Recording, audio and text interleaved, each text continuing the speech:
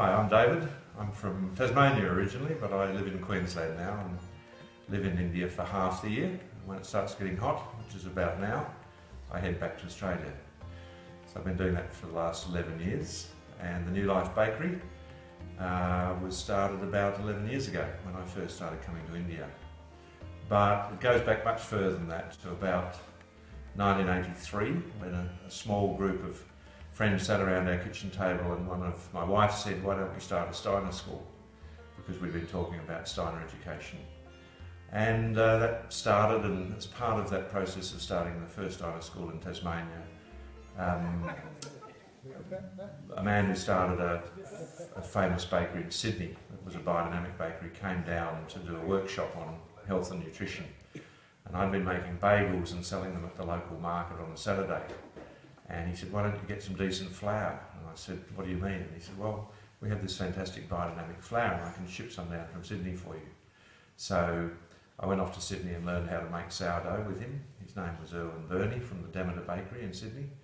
And I got started with my friend Rod in 1985, and we called it the New Life Bakery after the period that Meherabad, who's my spiritual master, the period that he started in 1949 walking around India begging with a group of companions, and that was called the New Life period. And so we called it the New Life Bakery, really picking up some of the themes that Baba had expressed in that period of his life. And one of the themes was absolute hopelessness and helplessness and leaving everything to God, and we felt that was an appropriate thing to call the bakery. It was also named after the period in Delhi in 1950 or 51 when they started a ghee factory, and it was a failure, but they made high quality ghee and they couldn't compete with the adulterated ghee that was being marketed in Delhi. This group of men in the summer, the May heat of Delhi, were toiling over boiling vats of milk making ghee. So we felt there was a lot of things that we could learn from that period, and we always strive to produce the best quality bread that we could using the best ingredients. So that was 1985, and that was the first iteration of the New Life Bakery in Hobart, and we camped in other people's bakeries and rented premises, and it was all flying by the seat of your pants stuff, but we had a lot of fun. And then my companion Rod went off to train as a Steiner teacher, and I couldn't replace him, and so we folded it up after about 2.5 years. And then it sprang to life again in 2005 when my friend Pat, who lives here at Meherabad, knew that I'd built a little pizza oven in Australia, and she said, oh, will you build me an oven? And I recklessly said, oh yeah, that'll be fine. And so I set about building a proper Allen Scott heat retained oven, and we built a little oven, 3 foot by 3 foot 6 in her backyard. And for the first 6 or 7 years we baked there, just once a week, baking bread for the community that we're part of. And then we kind of ran out of space in Pat's kitchen, and she didn't run out of patience, but it was difficult because we had to carry everything out of the house and out into the backyard of the oven. So we remodelled the garage here at my home, and we're in that room now that used to be the garage, and this became the New Life Bakery. We opened in end of February 2012 on the present site, and we built a new oven, which is a serious Allen Scott oven, and it's fantastic for baking sourdough bread. So it's a wood-fired oven, and we light the fire the day before the bake and heat the oven up. It takes about 20 hours, and then rake all the ash and coals out and mop it out, and then put the bread into the hot oven, and that's where we are. Who tends to be your customers now? We make it's a no profit, no loss operation. We're all volunteers. Except a couple of lads that have joined us now that have finished their basic training and they've gone on to wages, but it's been a volunteer operation for 10 years, and our customers are the people that live at Meherabad, and they put in an order by SMS or by email by Wednesday night, and we bake purely to order, so we don't make more than the orders. Yeah. And how many people do you actually have baking here? Oh, well, working on the crew, we have Saeed from Spain. He's an Iranian guy. He's huge, 6'4", and he used to do all the heavy work because he's seriously strong. And Doug, who's a retired nurse from America, who comes here in the in the American winter, and we've got Martin from Germany, and Archana from Germany, who does some of the fancy breads, and myself and my wife who packs the bread, and Christine who helps her. So it's a passing parade of people who have come through the bakery over the last 10 years. And you've just taken on 2 Snehalaya boys as apprentices. Yeah. What made you? What was the incentive behind this? I'd always, in the original New Life Bakery, I'd always wanted to create a space where people who had some challenges in life could experience the rhythm of the baking day. It's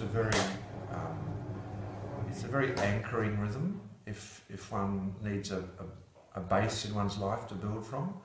And in the original bakery we had a young man who had polio, and we had a bench like the one I'm standing on, and he had calipers on his legs, so he used to prop himself against the bench. He was very strong, Patrick, very strong in his upper body, and we could give him the heaviest doughs to work with, and he'd just prop himself up and away he'd go. But I think the inspiration was going to a Steiner curative education and school and farm facility north of Sydney called Warra Village, and I walked into this little room. We went there during a school holiday, so I walked into this little building, and it was the bakery, and there was a magic in that building. It was a tiny room, about 12 foot square.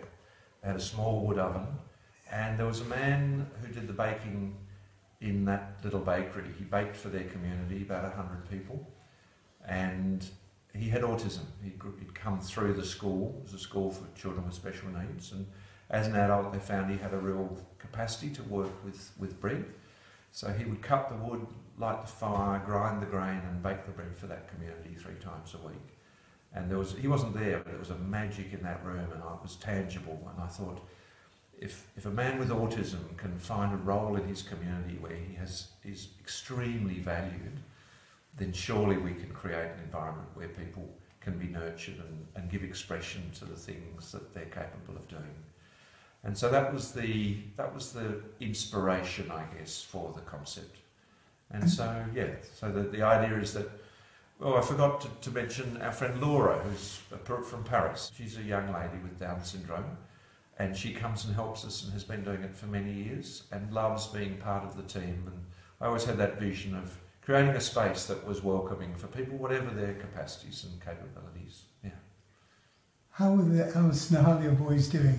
Ah, well, it's really, I haven't ever worked with young men before in the bakery, and well, I guess I was young when I started it, but it's been amazing to watch over 7 weeks how quickly they've picked up the fundamentals of working with sourdough. So I'm really confident that next season, you know, we can continue with the foundation we've laid here. And the boys had 4 weeks as volunteer trainees, and then I said if we liked them and they liked us, we'd put them on a basic baker's wage at the end of that. So they've been doing that for 3 weeks, and today's payday, so they're pretty excited about that.